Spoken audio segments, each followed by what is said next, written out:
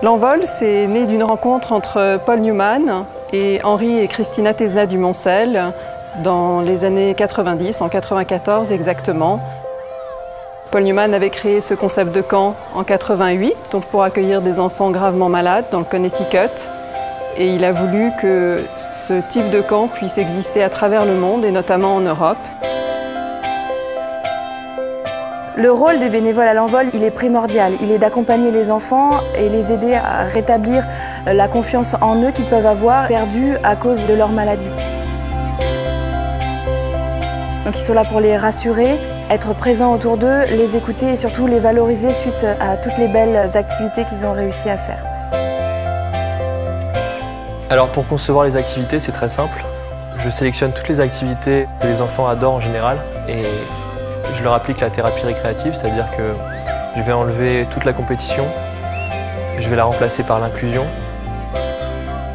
je vais enlever les concepts de perdre, gagner, le succès il se fait ensemble ou il se fait pas du tout. La thérapie récréative est un programme psychosocial qui aide les enfants, à travers des défis qu'on leur lance, à retrouver confiance en eux, à rompre avec l'isolement et à se refaire des amis, à retisser des liens sociaux.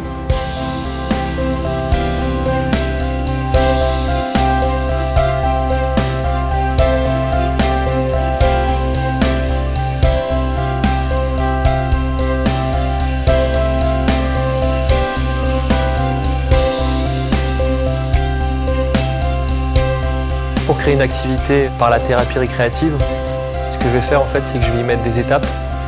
C'est-à-dire que tous les enfants peuvent y participer à la hauteur de ce qu'ils sont capables de faire.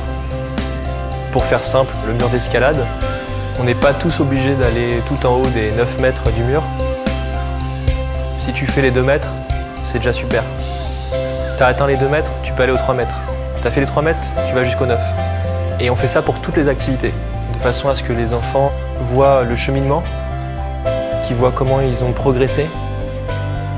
C'est hyper important de voir comment un enfant progresse dans l'activité.